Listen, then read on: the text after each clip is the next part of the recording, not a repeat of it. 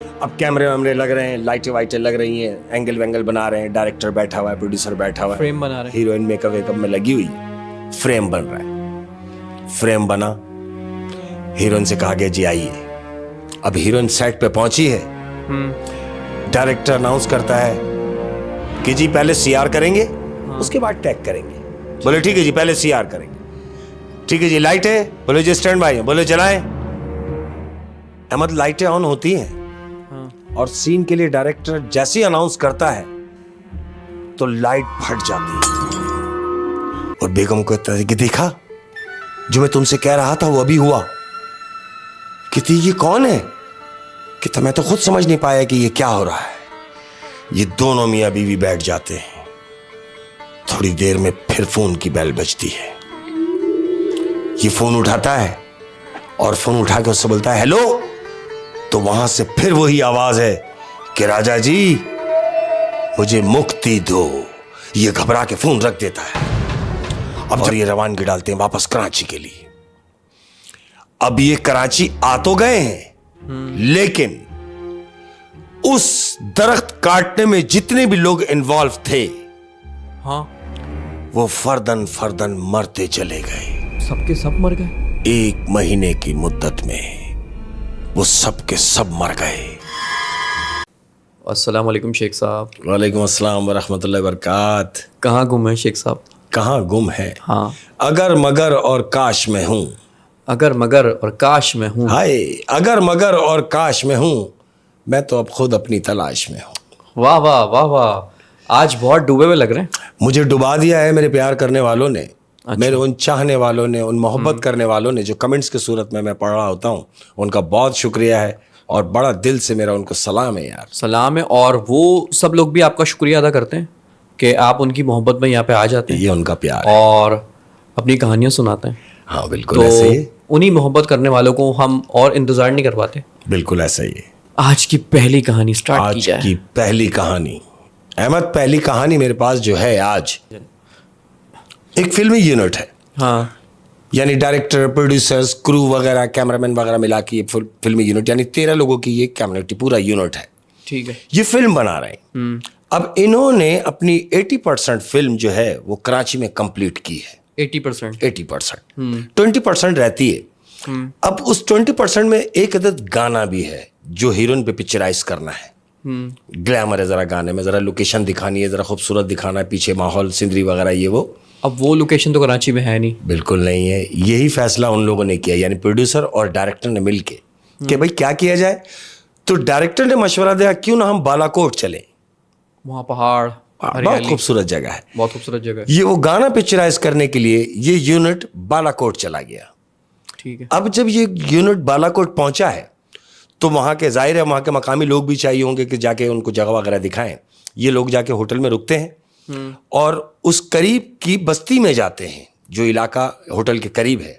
ये वहां जाते हैं, 2-4 लोगों को जमा करते हैं कि हमें कोई ऐसी जगह लेके चले कि जहां हम पिक्चराइज कर सके गाना। तो उस इलाके के 3-4 लोग उनको अपने साथ लेके, वहां लोग मिल जाते हैं बेचारे, वहाँ लोग मिल जाते हैं, मदद करते हैं बिल्कुल काफी ऐसे आपकी। तो वो 3-4 लोग उनके साथ ज्वाइन हो जाते हैं। वो उनको लेके जाते हैं कि आइए जी हम आपको दिखाते हैं, ले आके जगह के कैसी कैसी खूबसूरत जगह है। वो लेके गए, उन्होंने सीन वीन दिखाया, जगह वगह दिखाई। प्रोड्यूसर की समझ में आ रहा है, डायरेक्टर की समझ में आ रहा है, मुख्तलिफ सीन देख रहे हैं। अब क्या देखते हैं कि डायरेक्टर एक जगह आके रुक गया। प्रोड्यूसर ने पूछा क्या हुआ? वो कह रहा है जिस आंख से मैं देख रहा हूं, ये जो फ्रेम है, हाँ, आप देखें कितना खूबसूरत फ्रेम है, अगर ये दरख्त ना हो। यानी उसने एक ऐसी लोकेशन सेलेक्ट की जिसमें दरख्त है, दरख्त है बीच और में, अब उसकी ख्वाहिश है कि ये दरख्त ना हो। ना हो। यानी उसको सीन लेना है उस दरख्त के पीछे का, पीछे झरना वगैरह, पीछे पूरा डिप है अंदर, यानी वो चाह रहा है कि पूरा डार्क में आ जाए, लेकिन ये दरख्त डिस्टर्ब कर रहा है, व्यू खराब कर रहा है। व्यू खराब कर रहा है। वो वहां रुक जाता है और प्रोड्यूसर से कहता है क्यों ना हम ये दरख्त कटवा दें। प्रोड्यूसर कहता है हम कोई और जगह देख लेते। कहता नहीं, मैं डायरेक्टर हूं और मैं अपने दिमाग से देख रहा हूं कि ये जो सीन पिक्चराइज होगा ये कमाल होगा। आपस में डिसाइड करते हैं कि हम ये दरख्त कटवा देते हैं। अब जो मकामी लोग उनके साथ हैं वो उनसे कहते हैं कि देखें कोई ऐसा काम कर ले कि दरख्त काटने की जरूरत ना पड़े। आप थोड़ा सा आगे पीछे हो जाए। जो मकामी लोग हैं वो दरख्त काटने से मना कर रहे हैं। तो डायरेक्टर उनसे कहता है कि तुम खामोश रहो, मैं बेहतर जानता हूं। वो कहते हैं देख लें, दरख्त ना काटें तो बेहतर होगा। उसने बोला क्यों? बोला क्यों का तो जवाब नहीं है मेरे पास। वो कहता कुछ नहीं, बस दरख्त काटो, बस ये सीन यही होगा। अच्छा, तो ये फाइनली डिसाइड हो गया कि दरख्त काट रहे हैं, दरख्त काटा जाए। अब एक पीपल का घना दरख्त, हरा दरख्त, उसे काटने के लिए कहा जा रहा है। हाँ। और डायरेक्टर और प्रोड्यूसर की मर्जी से वो दरख्त काटने की तैयारी हो रही है। तो इसी असना में हीरोइन वहां पहुंचती है। लोकेशन देखने के लिए पहुंचे हुए सारे तफरीह कर रहे हैं। हीरोइन कहती है क्या करने जा रहे हैं? तो डायरेक्टर कहता है कि मैं इस दरख्त को कटवाना चाह रहा हूं, और ये दरख्त कटने के बाद मैं ये समझता हूं कि ये सीन पूरी पिक्चर में हाईलाइट होना है। तो हीरोइन कहती है देखें, ये हरा भरा दरख्त है, इसे ना ही काटे तो बेहतर है। तो डायरेक्टर कहता है कि डायरेक्टर मैं हूं या तुम हो? तो कहती है आप है। तो कहता बस खामोश रहो, जो मैं कर रहा हूं उसको देखते रहो। और वो दरख्त कटवा दिया जाता है। दरख्त कट गया। इन्होंने ये दरख्त कटवा दिया। अब नेक्स्ट डे सुबह से शूट है। सारा दिन शूट करनी है। हाँ। दिन गुजरा, यानी रात गुजरी, दूसरा दिन आया। दूसरे दिन आया तो पूरा यूनिट वहां पहुंच गया, उस जगह जहां वो दरख्त काटा गया था। अब कैमरे वैमरे लग रहे हैं, लाइटें वाइटें लग रही हैं, एंगल वेंगल बना रहे हैं, डायरेक्टर बैठा हुआ है, प्रोड्यूसर बैठा हुआ है, फ्रेम बना रहे हैं, हीरोइन मेकअप वेकअप में लगी हुई, फ्रेम बन रहा है। फ्रेम बना, हीरोइन से कहा गया जी आइए। अब हीरोइन सेट पे पहुंची है। डायरेक्टर अनाउंस करता है कि जी पहले सीआर करेंगे, उसके बाद टैग करेंगे। बोले ठीक है जी, पहले सीआर करेंगे। ठीक है जी, लाइट है? बोले जी स्टैंड बाय है। बोले चलाएं। अहमद लाइटें ऑन होती हैं और सीन के लिए डायरेक्टर जैसे ही अनाउंस करता है तो लाइट फट जाती है। अभी जब एक लाइट फट जाती है तो पूरा यूनिट हड़बड़ हो जाती है कि ये क्या हो गया। सब रुकते हैं, रुको भाई, लाइट फट गई है। हटाई, दूसरी लाइट लगाई। हो सकता है फॉल्ट हो गया, हाँ। टेक्निकल फॉल्ट हो जाते हैं। दूसरी लाइट लगा दी। अब फिर स्टार्ट किया जा रहा है। डायरेक्टर ने फिर अनाउंस किया जी स्टैंड बाय, ओके जी stand by, light sound mic camera action. जैसे ही एक्शन किया तो दूसरे साइड की दूसरी लाइट फट जाती है। अब ये रोक देते हैं शूट कि रुको 1 मिनट, कि देखो कि फॉल्ट क्या है। अब जब ये फॉल्ट चेक करते हैं कि तो जो वहां के मकामी लोग हैं वो डायरेक्टर के करीब ही खड़े हुए हैं। हाँ। और वो उससे कहते हैं कि देखा, हमने आपसे कहा था कि दरख्त ना काटें। तो वो कहता चुप करो, तुम बकवास मत करो। वो उन्हें डांट के चुप करा देता है। फिर तैयारी करते हैं। अब जब तैयारी करने के लिए हीरोइन को बुलवाते हैं तो हीरोइन जैसे सेट पे पहुंचती है, पहले सीन के लिए अनाउंस होता है और टैग करते हैं कि जी स्टैंड बाय, स्टैंड बाय। तो हीरोइन को अचानक चक्कर आते हैं, वो वहीं गिर जाती है। यानी जिस जगह वो दरख्त था वहां पर वो सीन पिक्चराइज हो रहा है और हीरोइन वहां गिर गई। यूनिट भागता है। जो मेकअप मैन होती हैं लड़कियां साथ में, वो भी जाके हीरोइन को उठाती हैं कि अरे भाई क्या हुआ, पानी का छींटा बीटा मारा, उठिए। हाँ उठाए। बोले पता नहीं क्या हुआ, मैं वो जहां के खड़ी हुई हूं, मैं सीन करने लगी, मेरा अचानक मेरे सर में दर्द होने लगा। या अल्लाह, ये क्या हो रहा है कि सारा दिन गुजर रहा है और शूट नहीं हो पा रही। अब ये बात डायरेक्टर की भी समझ में नहीं आ रही, यूनिट के किसी की भी फर्द की समझ में नहीं आ रही। ये बात समझ में आ रही है सिर्फ उन लोगों के जो वहां के मकामी हैं, क्योंकि उनको शायद पता था कि ये दरख्त काटना ठीक नहीं। और जब वो शूटिंग करने जा रहा था डायरेक्टर, तो लोगों ने मना भी किया था कि ये दरख्त नहीं काटना। उनके मना करने के बावजूद उसने वो दरख्त काट दिया। फिर सारा दिन गुजरा है, मत कोई सीन नहीं हो पाया। पूरा यूनिट होटल वापस चला जाता है। रात होती है। अब जब रात होती है तो प्रोड्यूसर और डायरेक्टर बैठ के ये मशवरा करते हैं कि भाई अब क्या किया जाए। डायरेक्टर जिद पे है कि कहता है मैं सीन में मैंने वही करना है, जो सीन मैंने जो दरख्त कटवाया है, मुझे वो सीन चाहिए, किसी भी हाल में वो सीन चाहिए। क्योंकि वो बहुत ज्यादा प्रोफेशनल है। बिल्कुल। और वो कह रहा है कि काम में वो काम को समझता है, वो काम को समझता है। बिल्कुल। और काम में वो कॉम्प्रोमाइज नहीं करना चाहता। वो कह रहा है कि मैंने वो वहीं पिक्चराइज करना है। फिर दूसरा दिन आया। दूसरा दिन लेके सुबह ये फिर कैमरा लेके वहां पहुंचे। अब जब पहुंचे हैं तो बोला रुक जाओ, गाना बाद में करेंगे, पहले सीन ये करते हैं कि हीरो की जंप लगवानी है। सीन के लिए तैयार है। हीरो को ऊपर खड़ा किया कि हीरो ने जंप लेनी है। 5 फीट की हाइट है। 5 फीट की हाइट। 5 फीट की वो हाइट है जिसपे से हीरो ने जंप लेनी है। तो हीरो नीचे देखता है, ऊपर खड़ा हुआ, कहता नहीं मैं यहां से नहीं कूदूंगा, पहले नीचे गद्दा रखवाओ। अच्छा। डायरेक्टर कहता है अरे भाई 5 फीट है, तुम कूद सकते हो। कहता नहीं, तुम गद्दा रखवाओ। तो यूनिट जो जाते हैं फिल्म के, उनके पास गद्दे वगैरह होते हैं। तो उन्होंने वहां गद्दे का अरेंज किया, गद्दा रखवाए कि हीरो जंप मारेगा गद्दे पे। गद्दा रखा, हीरो तैयार है। जी आप तैयार हैं? जी मैं स्टैंड बाय हूं। ओके जी, एक्शन। अब जैसी एक्शन बोला, हीरो ने वहां से जंप ली है। जंप ली है तो ऐसा लगा जैसे गद्दा किसी ने नीचे से खींच लिया हो और वो सीधा जमीन पे आके गिरा, दम। अब जब वो जमीन पे गिरा है तो अपनी दोनों टांगे जख्मी कर बैठा। तो गद्दा किसने खींचा? गद्दा किसने खींचा? यही वहां सब लोग जितने खड़े थे वो भी यही सोच रहे हैं कि गद्दा किसने खींचा। सब डायरेक्टर की तरफ आते कि देखें आप ये शूट को पैकअप करें और यहां शूट ना करें। हमने आपसे पहले कहा था कि दरख्त ना कटाएं। वो कहता बकवास बंद करो, ये सब मनगढ़ंत बातें हैं, मैं किसी की बात नहीं मानूंगा। ये ठीक है कि उसके चोट लग गई, हम शूट कल करेंगे। पैकअप हो गया। पैकअप हो गया। और उस दिन भी शूट नहीं हो पाई। ना हो सकी। ये 2 दिन के गुजर गए। अब ये सब अपने होटल वापस जाते हैं। रात हो रही है, सबने खाना वाना खाया, सब अपने रूम में बैठे हुए। अब डायरेक्टर उठ के वॉशरूम गया है। वॉशरूम गया है और वॉशरूम में जाके बेसन में अपना मुंह धो रहा है।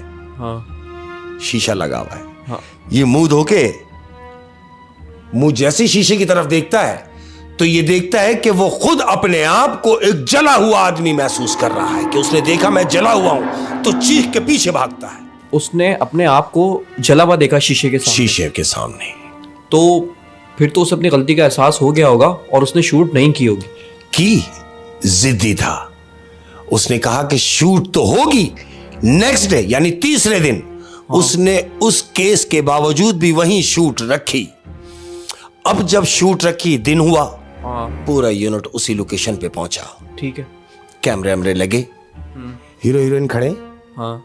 ये दोनों जने खड़े गाने के लिए। हीरो को तो चोट लग गई थी, वो तो जख्मी हो चुका था। हीरो जख्मी ही है, लेकिन हीरो से कहा गया कि तुमने सिर्फ खड़े रहना है, परफॉर्मेंस हीरोइन ने करनी है। सिचुएशन चेंज कर दी। सिचुएशन चेंज कर दी क्योंकि दिन गुजर रहे थे। हाँ। करना भी था।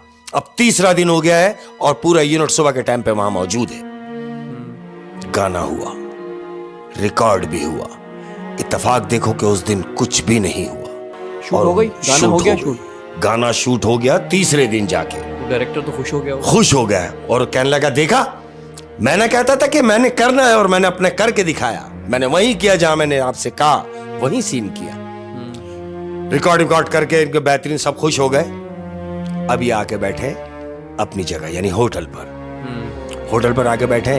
बोला देखें तो सही यार कि दिन का सीन कैसे किया है। बोले हाँ यार, कैमरा लाओ। कैमरा लगाया। हाँ बेटा, हाँ माइक खोल दे। आवाज खोल दी। अब इन्होंने तो गाना रिकॉर्ड किया है, लेकिन वहां क्या रिकॉर्ड हुआ है वो सुनने वाली बात है। प्ले करते हैं। हीरोइन परफॉर्मेंस तो कर रही है। हाँ। लेकिन बैकग्राउंड गाना नहीं चल रहा, वहां आवाज आ रही है कि तुम सब के सब मारे जाओगे, कि जितने भी लोग वो दरख्त काटने में शामिल थे वो सब मर जाएंगे। ये आवाज आ रही है बैकग्राउंड में से। बैकग्राउंड में वो आवाज आ रही है, बजाय इसके कि गाने की आवाज आए। ये सब चौंक जाते हैं और ये डायरेक्टर की समझ में आ जाता है कि अब कुछ नहीं हो सकता सिवाय इसके कि यहां से रवानगी डालो। अहमद पूरा यूनिट पैकअप मारते हैं और ये रवानगी डालते हैं वापस कराची के लिए। अब ये कराची आ तो गए हैं, लेकिन उस दरख्त काटने में जितने भी लोग इन्वॉल्व थे, हाँ, वो फर्दन फर्दन मरते चले गए। सबके सब मर गए। 1 महीने की मुद्दत में वो सब के सब मर गए। सब मर गए, कोई भी नहीं बचा। बचा कौन? बचा नहीं बल्कि बची। हाँ। वो हीरोइन बची जिसने मना किया था कि ये हरा दरख्त है, इसे ना काटो, इसकी जगह कहीं और शूट कर लो, मगर इस दरख्त को ना काटो। सिर्फ वो बची, बाकी सब मर गए। और क्योंकि ये बात उस लड़की ने दरख्त के पास ही खड़े होकर बोली थी, तो उस मखलूक ने लड़की की ये आवाज सुन ली। बिल्कुल। और इस लड़की को अपना हमदर्द समझा। इसलिए उसे कुछ नहीं कहा और वो बच गई, बाकी सब मर गए। हाँ, इस कहानी से जो सीखने को मिला वो ये कि कभी कभी बात मान भी लेनी चाहिए। जरूरी है, जरूरी है, क्योंकि जो वहां के मकामी लोग जब आपको मना कर रहे हैं तो कुछ ना कुछ तो है। अब आप अगर बज़िद हो जाओगे किसी भी काम के लिए तो नुकसान तो उठाओगे। और ये उस डायरेक्टर की सिर्फ जिद थी। हाँ, वैसा ही व्यू वो कहीं और भी कहीं और भी ले सकता था, लेकिन चूंकि ये हादसा उनके साथ होना था इसलिए वो दरख्त का काटना उनको जरूरी और समझा। शायद उस मखलूक को भी यही बात बुरी लगी हो कि आप भी अपनी जिद पे अड़ा हुआ है। हाँ, तो फिर इसको इसकी जिद का मजा चखाया जाए जो मौत की सूरत में उसको चुकाना पड़ा। और नेक नियति देखे कितनी काम आती है। हाँ, उस लड़की ने हालांकि कुछ किया नहीं, दरख्त काटने से रोका नहीं। हाँ, लेकिन उसने सिर्फ अपने मुंह से बोला था, इजहार किया था ना काटे, कि ना काटो। ओहो हो। तो बड़ी इंटरेस्टिंग कहानी थी और कमाल हो गया शेख साहब। फिल्म का यूनिट है ना, उनकी अपनी फिल्म बन गई, वो फिल्म अधूरी ही रही, ना बन सकी। इस फिल्म का नाम भी नहीं पता अभी हमें। शेख साहब दूसरी कहानी की तरफ चलते हैं। हाँ बिल्कुल चलते हैं। और ये दूसरी कहानी, ये दो मियाँ बीवी हैं अहमद। हाँ, दो मियाँ बीवी हैं, बेहतरीन जिंदगी गुजर रही है। शादी को 6 महीने हुए ठीक है। और 6 महीने हुए और मजेदार लाइफ होती है ना, शुरू शुरू के दिन होते हैं बड़े हैप्पी गुजर रहे हैं जबरदस्त तरीके से। नई शादी, 6 महीने गुजरे तो बेगम को ख्याल आया कि अरे भाई हमारी माँ भी होती है, एक हद अम्मी भी है हमारी। अपने शौहर से कहा कि भाई मैं अम्मी के यहाँ जाना चाह रही हूँ। अच्छा। उन्होंने कहा कि भाई आप जाएं, आपको कब मना किया है? कह रही नहीं, मैं एक दिन के लिए नहीं जाऊंगी, मैं पूरे हफ्ते रुक के आना चाह रही हूँ। अब शुरू का लाड़ है, तो मतलब बिल्कुल आप एक हफ्ते रुकने के लिए जाइए। ठीक, तो ठीक है, आप मुझे ड्रॉप करते हुए चले जाइएगा। जब आप ऑफिस जाएं तो मुझे अम्मी के यहाँ ड्रॉप कर दीजिएगा, मैं एक हफ्ते तक अम्मी के यहाँ रहूंगी। डिसाइड हो गया। दिन निकला, मियाँ हस्बे मामूल जॉब पे जाने के लिए तैयारी कर रहा है, बेगम भी तैयारी करी क्योंकि उसको अम्मी के यहाँ जाना है। ये दोनों साथ घर से निकले। मियाँ ने उसको अम्मी के यहाँ ड्रॉप किया और ऑफिस चला गया। ऑफिस चला गया, सारा दिन गुजरा, हैप्पी दिन गुजरा। कॉल आई, टर्न, हाँ जी बेगम से बात हो रही है, कैसी हैं? हाँ पहुंच गए, हाँ खाना वाना खाया? हाँ खा लिया, ओके हो गया, सब बंद हो गई। बेगम से बात हो गई, हैप्पी हो गए। शाम हो रही है, ये ऑफिस में ही है। क्या देखता है कि इसका फोन बज रहा है। अब जब ये उठा के नंबर चेक करता है तो नंबर इसके घर का आ रहा है। घर का लैंडलाइन नंबर से कॉल आ रही, घर के नंबर से कॉल आ रही है और घर पर कोई मौजूद नहीं है। ये यही सोच रहा है कि घर पर तो कोई नहीं है। फिर घर के नंबर से कॉल, ये जैसे यस करने लगता है कॉल कट जाती है। सोचने में कॉल कट जाती है। सोचने में कॉल कट जाती है। फिर ये कॉल बैक करता है बेगम को। ये सोचता है कि शायद मुझे बगैर बताए बेगम घर चली गई हो, अम्मी से बात ना बनी या कोई और मामला होंगे, तो बीवी को कॉल करता है। हेलो, हाँ अरे भाई तुमने कॉल की थी? बेगम कहती है नहीं मैंने कॉल नहीं की। अच्छा। ये सोचता है कि जब तुमने कॉल नहीं की हाँ, तो फिर घर के नंबर से कॉल किसने की?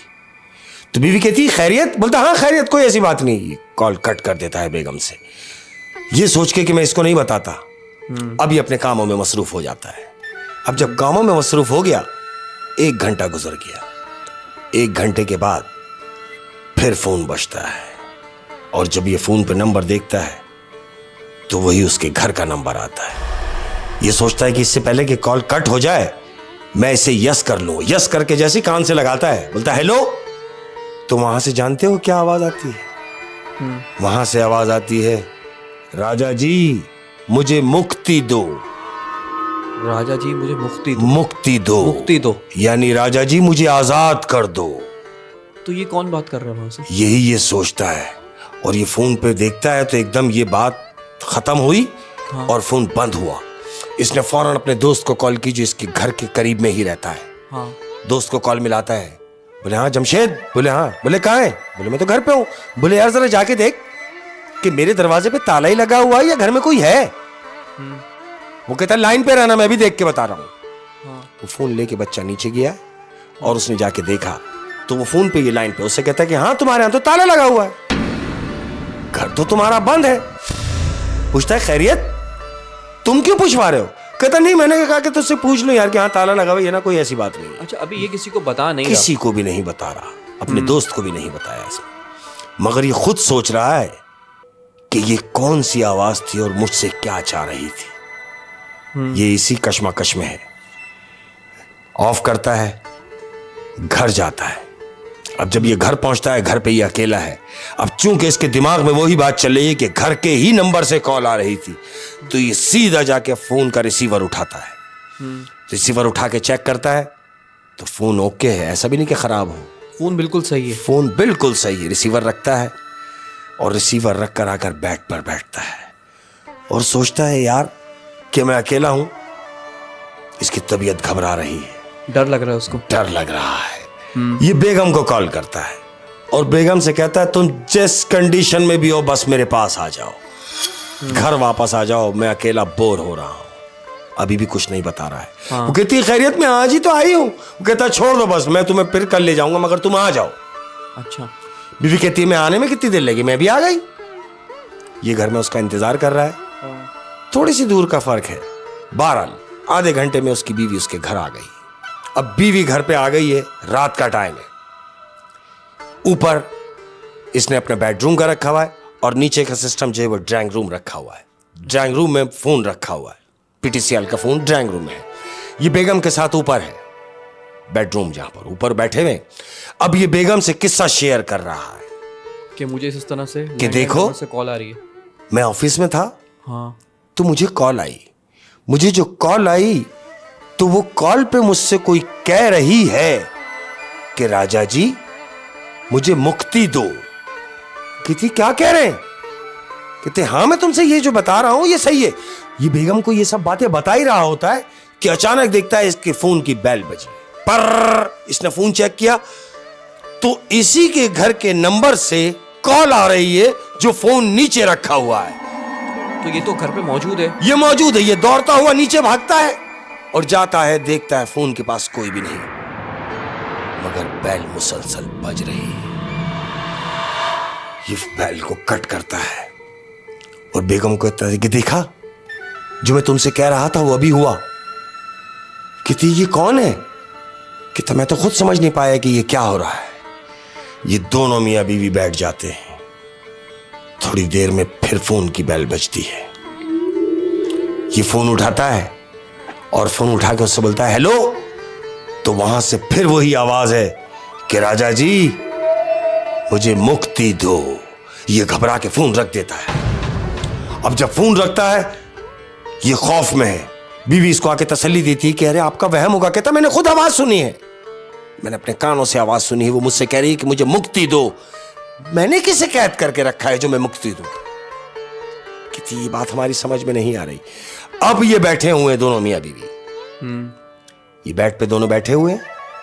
क्या देखते हैं कि अलमारी का हैंडल घूमता है। ये दोनों देख रहे हैं। हैंडल घूमा, अलमारी खुली और अलमारी अचानक बंद हुई, ढस। ये दोनों एक दूसरे को देखते हैं। अब ये अलमारी मालूम कौन सी है? कौन सी? ये अलमारी जो इसने ली है ये ली है एक कबाड़ से, एक कबाड़िए से अलमारी ली है इसने। एक पुरानी अलमारी, वो जो एंटीक होती है, एंटिक टाइप की अलमारी है, Vintage होती है। बिल्कुल ऐसी है। एंटिक पीस है लेकिन लिया हुआ पुराना है, काफी पुरानी अलमारी है। अब ये उस अलमारी को देख रहे हैं कि इस अलमारी में कोई गया, यानी दरवाजा खुला हाँ। और बंद हुआ। या तो कुछ रखा गया या कोई इसमें गया।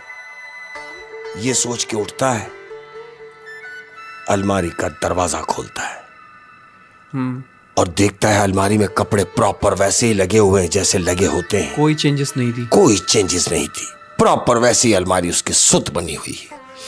ये देख रहा है कि कहीं कोई ऐसी चीज कि मुझे कुछ नजर आ जाए लेकिन कुछ हो तो दिखे। ये सारी चीजें, उसके सारे कपड़े बाहर निकाल देता है। बेगम कहती है क्या कर रहे हो? वो कहता है चुप रहो, सिर्फ देखो। इसको ऐसी क्यों जरूरत पेश आई कि इसने अलमारी टटोलना शुरू कर दी? इसने अलमारी यूं टटोलना शुरू करी कि इसको ऐसा महसूस हुआ जैसे अलमारी की तरफ कोई इसको बुला रहा है। इसको बुला रहा है और ये उठ के जा रहा है और गया भी। और ये भी था कि ये अलमारी उसने पुरानी ली हुई थी, बहुत कदीम, लेकिन थी एंटिक, थी एंटीक, मजबूत। और अक्सर कदीम चीजों में कुछ ना कुछ पाया जाता है। यही चीज इसके दिमाग में दौड़ रही थी। कहीं ऐसा तो नहीं कि ये अलमारी जो मैंने ली है तो इस अलमारी में कुछ। ये सारी चीजें बाहर निकाल देता है, अलमारी के सारे ड्रॉ बाहर निकाल देता है और जब इसे कुछ नहीं मिलता तो गुस्से में एक मुक्का मारता है अलमारी के ऊपर, ठास। जब ये मुक्का मारता है तो अलमारी की छत जो है, उस छत के नीचे एक ड्रॉ है, वो ड्रॉ एकदम खुलता है, ढस। वो खुलता है तो उसमें से एक बॉक्स गिरता है। अब जो वो बॉक्स गिरता है तो ये दोनों मियां बीवी उस बॉक्स को देख रहे हैं और एक दूसरे को देख रहे हैं कि ये बॉक्स में क्या है। क्या था उस बॉक्स में? ये बॉक्स उठाते हैं और बिस्मिल्लाह करके बॉक्स खोलते हैं। और जब बॉक्स खोलते हैं तो वो बॉक्स खोलने के बाद वो शतरंज बन गई है। अब जो इसने देखा कि शतरंज है, हाँ, तो ये सोचते हुए कि शायद शतरंज की गोटे लगाने के बाद इसे कुछ नजर आ जाए। मतलब ये कुछ ना कुछ जानना चाह रहा है लेकिन जान नहीं पा रहा, जान नहीं पा रहा, कोशिश कर रहा है, उसी की कोशिश में है। हाँ। ये तमाम गोटे सेट करता है। हाँ, शतरंज के तमाम गोटे जब सेट कर देता है तो उसमें एक गोट जो एक्स्ट्रा बचती है, जो उन गोटों से हटकर है यानी ज्यादा है, वो प्यादा उठाता है और देखता है कि ये गोटों से मुख्तलिफ है। यानी वो सारी शतरंज की गोटे सेट कर लेता है, सेट करने के और बाद एक गोट बच जाती है, वो जो अलग है, और वही गोट अलग है। वही गोट अलग है। ये इसको उठाता है, देखता है थोड़ा सा वेट है, आम गोटों से ज्यादा उसमें वेट है, हाँ। कि हाँ ये वजनी भी है। ये यही तजस्सुस में होता है कि इसमें है क्या, ऐसा क्या है कि ये इनसे हटके है। बहरहाल ये इसी तजस्सुस में होता है। दिन निकलता है, अब इसको वही चीज सवार है। ये इस पीस को ले जाकर लेबोरेटरी में देता है कि मुझे ये चेक करके बताएं कि ये क्या है। लेबोरेटरी वाले मालूम उसको क्या बताते हैं? लेबोरेटरी वाले उसको बताते हैं कि ये जो चीज है ये इंसानी हड्डी की बनी हुई चीज है।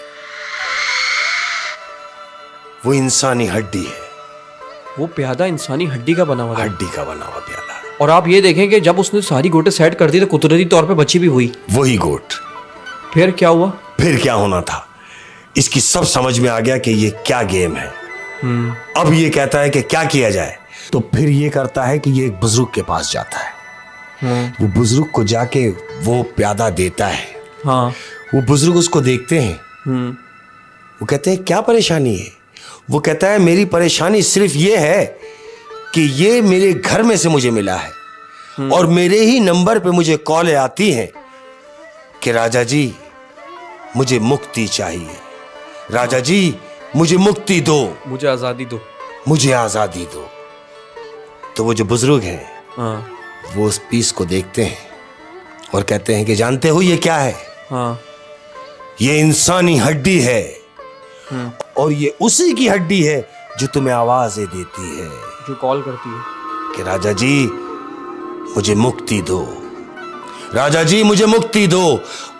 अब अगर तुम मुक्ति चाहते हो तो इस हड्डी को ले जाके दफना दो। तुम इस हड्डी को दफना दोगे, तुम्हें ये कॉलें आना बंद हो जाएंगी। तो वो फिर वो उनकी बात पे अमल करते हुए उस हड्डी को जाके कब्रिस्तान में दफना देता है।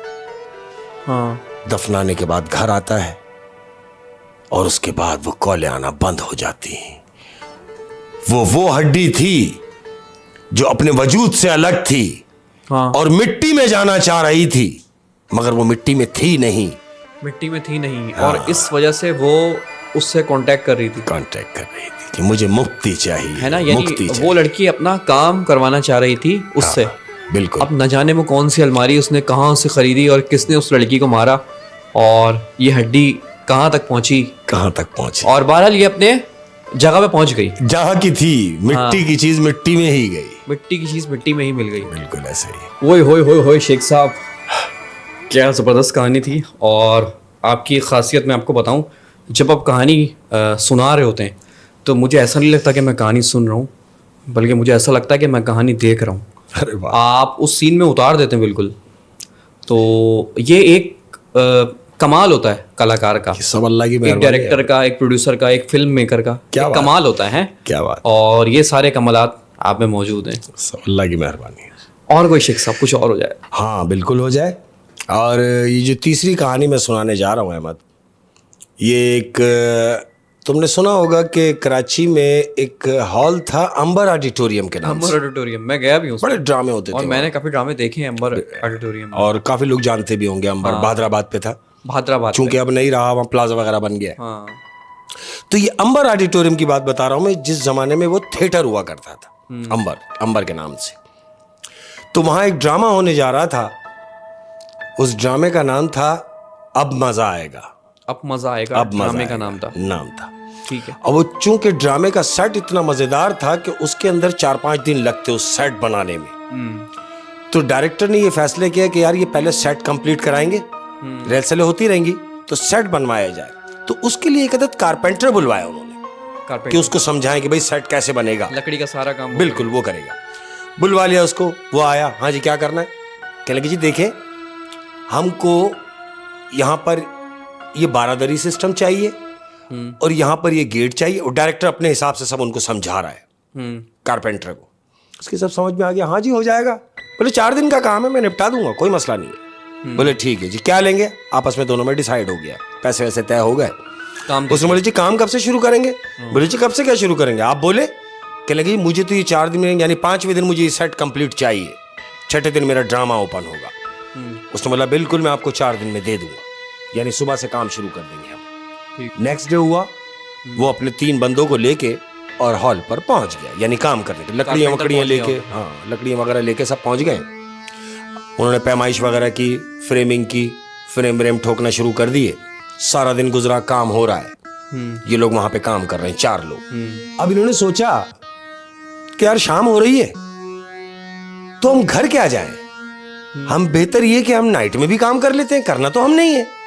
जहां 4 दिन में देना है वहां हम 3 दिन में दे देंगे। यही सोच के उन्होंने वहां रात में काम करना शुरू कर दिया। अब चूंकि रात है तो रात में सब लोग चले जाएंगे, यानी चौकीदार तक भी जो है वहां अंबर का, वो बाहर से ताला डाल के चला जाता है, वो हॉल में होता नहीं। ठीक है। तो हस्ब दस्तूर रात हुई तो इन्होंने चौकीदार से कहा भाई हम रात को यहीं काम करेंगे। तो चौकीदार ने कहा देखो भाई रात को अगर काम करोगे तो तुम बाहर नहीं आना, क्योंकि बाहर से तो मैं ताला डाल के चला जाऊंगा। उन्होंने बोला मैं बाहर आने की जरूरत ही नहीं, हम तो अंदर काम करेंगे। चौकीदार ने हस्ब दस्तूर ताला लगाया और वो इनको बोल के चला गया। अब ये सब काम में लगे हुए हैं, चारों लोग अपना काम में लगे हुए हैं। अब क्या होता है, अब चारों चूंकि होते हैं ना, पीने पिलाने वाले भी सिस्टम के लोग होते हैं, तो वो चारों ही पीने वाले थे। ओ, जब तो रात को रुके थे। हाँ, वो चारों पीने वाले थे। उन्होंने बोला यार रात को माहौल भी बना लेंगे, काम हमसे फारिग होने के बाद रात को पी लेंगे, या बैठ के पी के जितना काम हो सकेगा कर लेंगे। तो इन्होंने वही बेहतर समझा। अब रात को 1:30-2 बजे का टाइम है, ये सारे चारों लोग बैठे हुए, 4 गिलास में इन्होंने अपने अपने पैक बनाए। इन्होंने अपने अपने पैक पीने के बाद, पैक चढ़ाने के बाद गिलास रखे, तो इनको एक आवाज आती है चारों को, क्या कर रहे हो?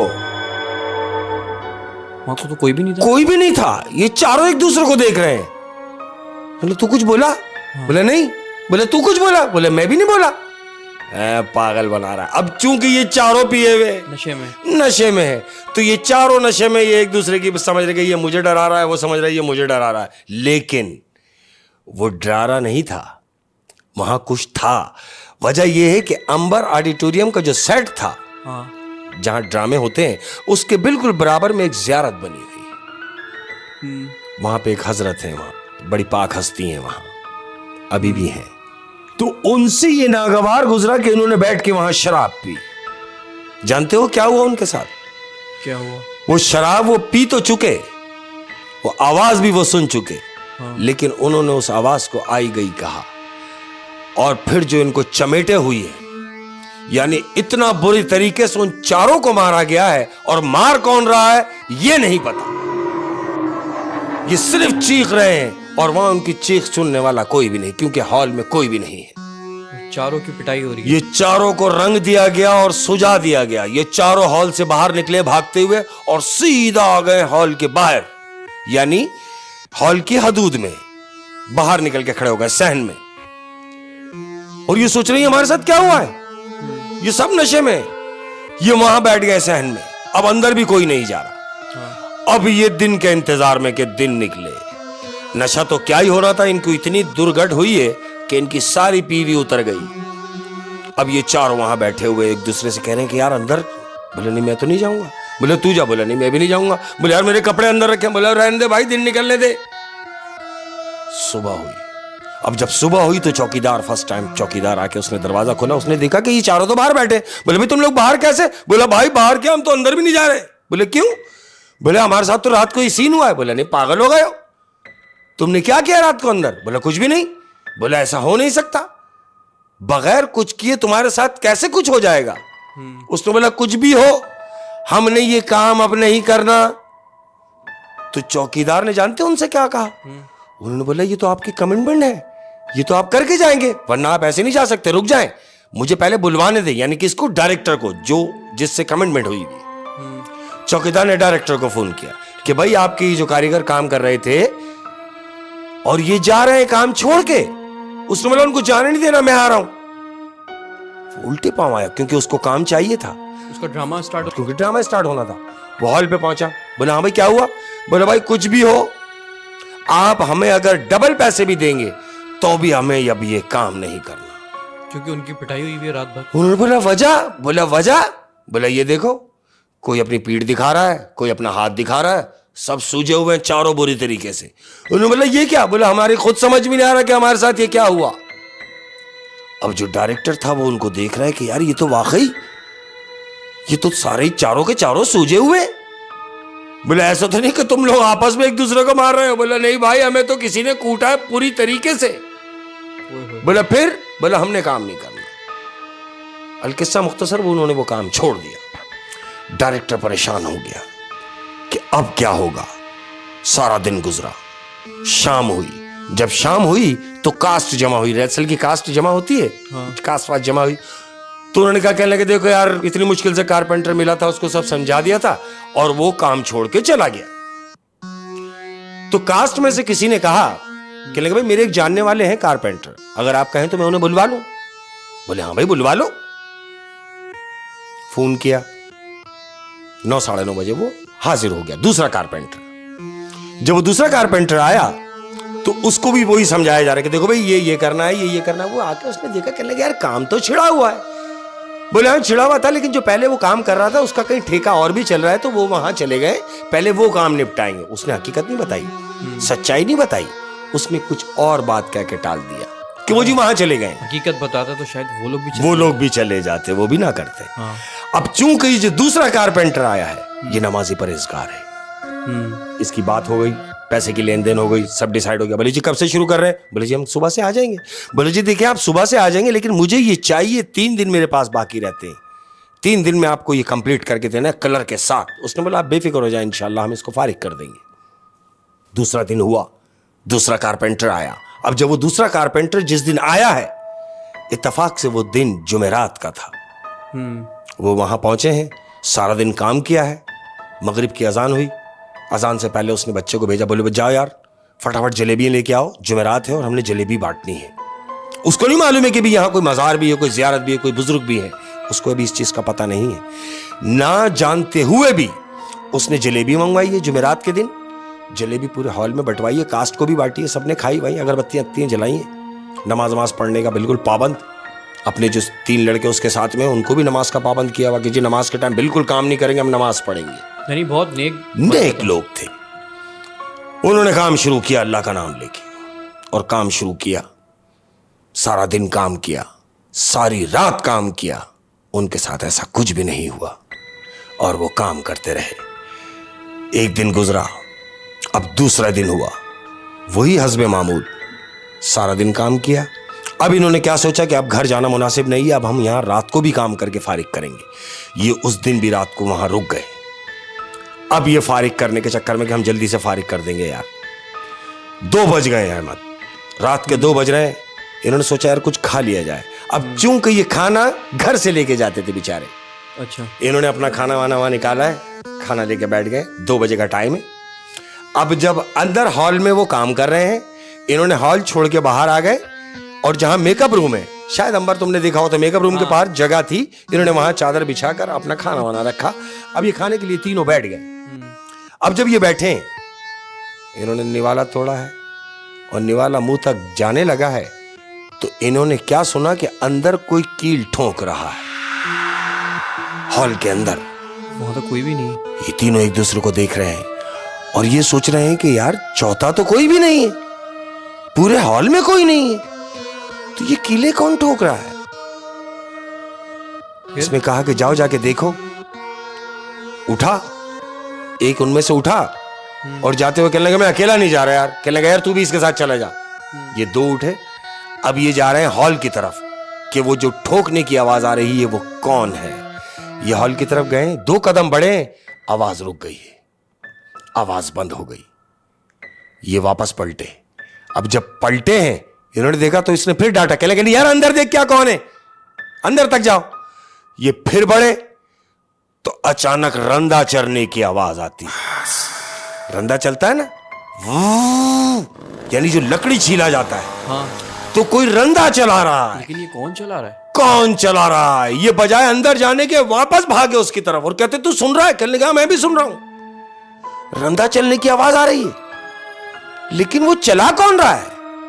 ये तीनों एक दूसरे को देख रहे हैं और वो जो तीनों नमाजी हैं वो ये सोच रहे हैं कि अंदर कौन है मौला। ये तीनों उठते हैं और अल्लाह का नाम लेके दरवाजा खोलते हैं हॉल का। जब हॉल का दरवाजा खोलते हैं तो अंदर कुछ भी नहीं, कुछ भी नहीं, कोई भी नहीं। और इनके साथ मार पिटाई भी नहीं हुई, कुछ भी नहीं हुआ।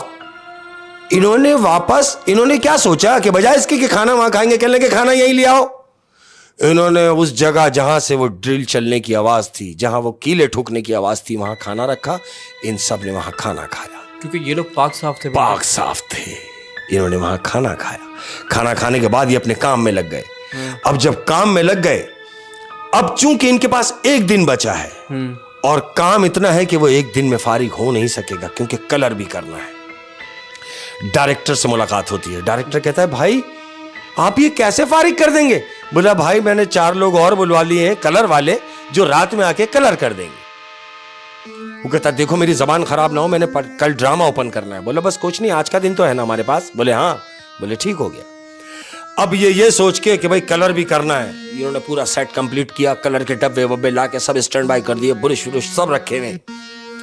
अब ये इंतजार कर रहे हैं उन चारों का कि जो कलर वाले आए तो शायद ये कलर भी निपटा दें। अगर वो नहीं आएंगे तो ये कलर भी हमको ही करना पड़ेगा। ये सोच रहे हैं, टक टुक छोटे छोटे कामों में लगे हुए हैं। अब रात होना शुरू हो गई है और कलर वाले फोन नहीं उठा रहे जिन्होंने आना है। ये सोच रहे हैं या अल्लाह अगर नहीं आए तो क्या होगा। बोले यार तू एक काम कर, तू जाके उन्हें ले आ। बोले भाई अगर मैं घर गया और वो नहीं मिले तो? बोले कुछ नहीं, वो ना मिले किसी और को लिया, कोई भी कलर वाला लिया जो इसको कलर कर दे ताकि हमारी जान छूटे। इन्होंने बड़ी ट्राई की और कोई कलर वाला ना मिला। इन्होंने ये बेहतर जाना कि यार एक काम करते हैं कि हम 2 दिन के जगे हुए हैं, हम घर चलते हैं, फ्रेश होके वापस आते हैं और दिन में आके कलर कर लेंगे। इन्होंने बोला ठीक हो गया, हमारे पास सारा दिन है और सारी रात पड़ी है। बोला ठीक हो गया। अब ये यहां से निकल गए हॉल से फ्रेश होने के लिए कि हम रात में वापस आके कलर वलर मार देंगे, हमको एक दिन ही अपने पास। घर गए। जानते हो घर जाने के बाद जब ये वापस आते हैं दूसरे दिन सुबह कि हम आके कलर कर लेंगे, तो अहमद जब ये वहां पहुंचते हैं हॉल पर तो क्या देखते हैं कि वो पूरा सेट कंप्लीट है विद कलर के साथ। कलर किसने किया? कलर किसने किया ये सब एक दूसरे को देख रहे हैं कि कलर वाले तो आए नहीं, हमने कलर किया नहीं, फिर ये कलर कैसे हो गया। तो वहीं बराबर में चाय का होटल भी है, तो वहां एक मस्त आके बैठता था, मस्ताना आदमी, मस्त बड़े बड़े बाल, मैला कुचैला सा था वो। पठान चाय लेके अंदर आने लगे। किधर जा रहे हो? बोले चाय लेके। बोले रहने दो। हाँ। बोले किधर? बोलो काम खत्म हो गया उन लोगों का। कौन कह रहा है? वो मस्त जो बैठा हुआ है। बोला उनका काम खत्म हो गया, अब चाय लेके किधर जा रहा है? बोला पागल हो गया, अभी तो कितना काम बाकी है। तो वो मुस्कुराया, बोले जा जाके देख काम सारा हो गया। जब वो चाय लेके अंदर आया तो ये सब बैठे हुए हैं और काम सारा कंप्लीट है। पठान ने आके उनसे कहा, किन से? वो जो कारपेंटर लोग थे। कहने लगे यार आपने इतनी स्पीड दिखाई, ऐसा क्या किया? बोले यार आपस की बात है, खुदा जानता है ये हमने नहीं किया। तो बोला मैं जानता हूं फिर ये किसने किया। बोला किसने? बोला आओ मेरे साथ। वो उनको लेके होटल पे गया जहां वो मस्त बैठा हुआ था। हाँ। वो जब वहां जाते हैं तो उस मस्त को देखते हैं तो बोलते हैं ये, बोले इससे पूछो ये तुम्हें बता देगा कि ये किसने किया। बोलते हैं भाई साहब, हो भाई। उसने ऊपर देखा, बोले कुछ रह गया है क्या? क्या कह रहा है? कुछ रह गया है क्या? कुछ रह गया है क्या? ये समझ गया कि ये वो नहीं है जो दिख रहा है। बोला मगर कैसे? बोला तेरी वजह से, तेरी वजह से। ढूंढ ढूंढ अपने अंदर कोई ऐसी चीज, वो क्या चीज थी जो तेरी अदा किसी को पसंद आई और तेरा सारा काम आसान हो गया।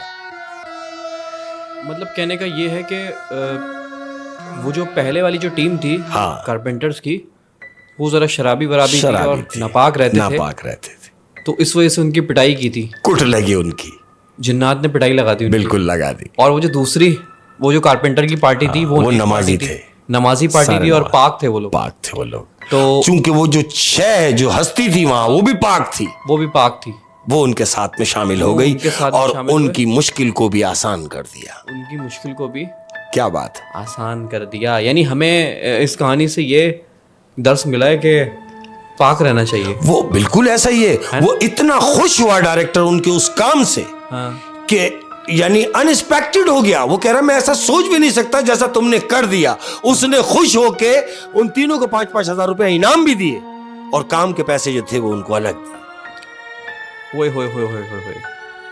अच्छा, हमारी अक्सर लोग ना वो और नापाक ही निकल जाते हैं। नहीं समझ रहे हैं? नहीं, ये कितनी गलत बात है। कभी नहीं। देखो पता नहीं मौत का, मौत का पता नहीं, पता नहीं कौन कब कहां चला जाए। कभी भी कहीं भी जाओ, खुदा के लिए जितने भी सुनने वाले और देखने वाले हैं, देखने वाले पाक साफ रहो मेरे दोस्तों। कहीं ऐसा ना हो कि तुम इस कदर नापाक हो कि जो तुम्हारे मरने के बाद तुम्हें नहला रहा हो उससे कराहत आ रही हो। ऐसे गंदे मत रहना, पाक रहो मेरे बच्चे, बिल्कुल पाक साफ रहो। तो शेख साहब, बहुत बहुत शुक्रिया आपका। और आज की तीनों कहानियां बड़ी इंटरेस्टिंग थी। Thank you.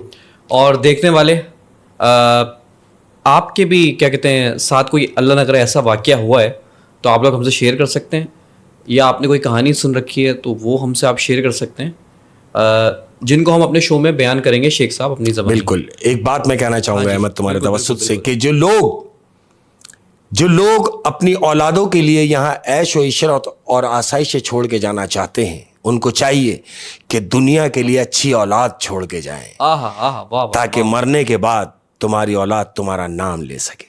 क्या बात है, क्या बात है। अल्लाह हाफिज़।